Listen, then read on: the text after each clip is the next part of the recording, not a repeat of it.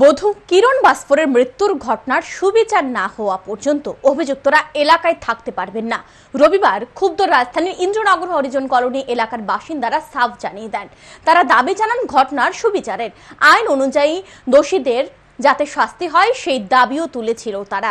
রবিবার স্থানীয়রা একজোট হয়ে বধূর মৃত্যুর ঘটনা নিয়ে সোচ্চার হন।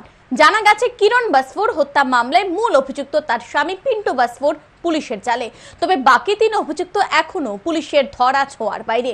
অভিযোগ 3 জনই নাকি পলাতক। দোষীদের দৃষ্টান্তমূলক শাস্তি দাবি তুলেছেন হরিজন কলোনি এলাকার লোকজন। উল্লেখ্য, আসামের বাসিন্দা কিরণের বিয়ে হয়েছিল 2006 সালে ইন্দ্রনগর হরিজন কলোনির এলাকার পিন্টু বাস্ফোরের সঙ্গে। অভিযোগ, বিয়ের পর থেকে ক্রমাগত বধূর উপরে নির্যাতন চালানো হতো। চলতি মাসে বধূ মারা যায়। মৃত বধূর বাপের বাড়ির লোকজন খুনের মামলা দায়ের করেছেন স্বামী সহ 4 জনের বিরুদ্ধে।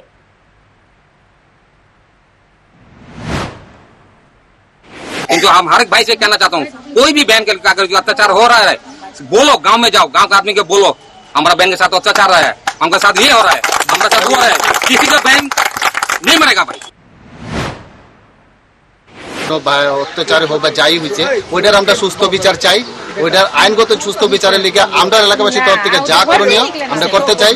আর আপনার মাধ্যমে আমরা এটাও করতে চাই, যতক্ষণ এটা সুস্থ বিচার না হোক ততক্ষণ এই পরিবারটা আমরা পাড়াতে থাকতে পারতাম না।